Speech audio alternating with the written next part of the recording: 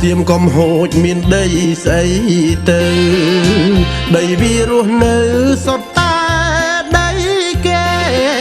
ប្លន់ពីខ្មែរយើងអស់មិនទិញទេច្រើនរយឆ្នាំខែខ្មែរឈឺចាប់ណាស់សិល្បៈវប្បធម៌អក្សរបុរាណប្រាសាទពុនម៉ានរបស់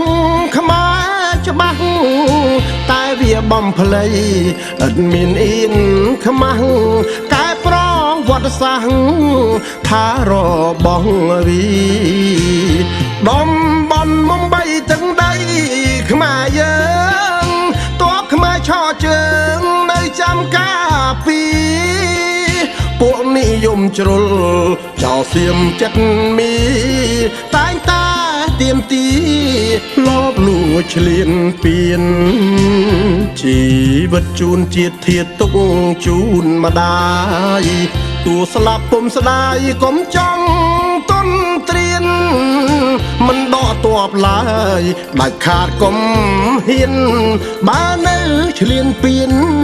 ហ៊ានឲ្យវិញនាង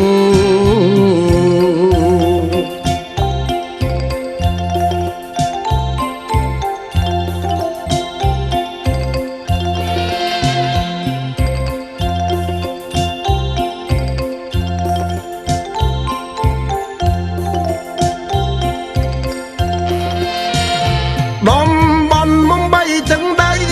ខ្មែរយើងតបខ្មែរឆោជើងនៅចាំការពីពួកនិយមជ្រុលចោលសៀមចិត្តមីតែងតាទៀមទី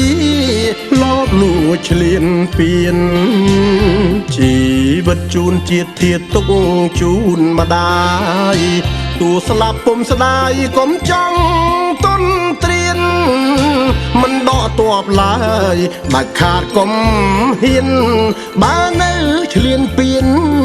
ហ៊ានឲ្យវិញនាង